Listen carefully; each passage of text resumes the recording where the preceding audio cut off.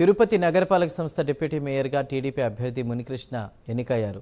మునికృష్ణకు 26 మంది, వైసీపీ అభ్యర్థి భాస్కర్ రెడ్డికి 21 మంది మద్దతు తెలిపారు. దీంతో మునికృష్ణ ఎన్నికైనట్లు అధికారులు ప్రకటించారు. నిన్న డిప్యూటీ మేయర్ ఎన్నిక జరగాల్సి ఉండగా కోరం లేకపోవడంతో ఇవాళకి వాయిదా పడింది.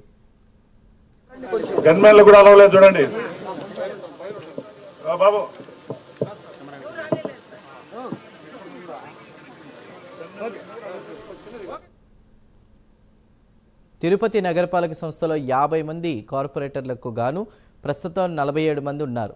Tirupati Janasena MLA Arani Srinivasulu, Tirupati YCP MP Gurumurthy, MLC Sipai Subrahmanyam ex officio సభ్యులుగా నమోదు చేసుకున్నారు. మొత్తంగా 50 మంది సభ్యులకు గాను సగం మంది అంటే 25 మంది హాజరు కావాల్సి ఉండగా ఎమ్మెల్యే ఆర్నితో కలిసి 22 మందే రావడంతో కోరం లేదని నిన్న ఎన్నికను వాయిదా వేశారు.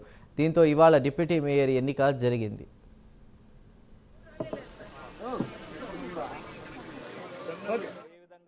అమలవుతా ఉందో ఈరోజు తిరుపతిలో జరిగినటువంటి డిప్యూటీ మేయర్ ఎన్నిక గత వరుసగా చూస్తాను. వారం రోజుల నుంచి వైఎస్ఆర్ కాంగ్రెస్ పార్టీకి చెందినటువంటి కార్పొరేటర్ల ఆస్తుల మీద ధ్వంసం చేయడం, వాళ్ళ ఇల్లు కొట్టేయడం, వాళ్ళ ఆస్తుల్ని లిటిగేషన్లో పెట్టడం, భయభ్రాంతులకు గురి చేయడం, ఈ విధంగా చేయడం ద్వారా ఈరోజు అనైతికంగా ఒకే ఒక కార్పొరేటర్గా ఉన్నటువంటి తెలుగుదేశం పార్టీ కార్పొరేటర్ ఈరోజు డిప్యూటీ మేయర్గా అనౌన్స్ చేయబడింది. ఏ విధంగా అమలు అవుతా ఉందో ఈరోజు తిరుపతి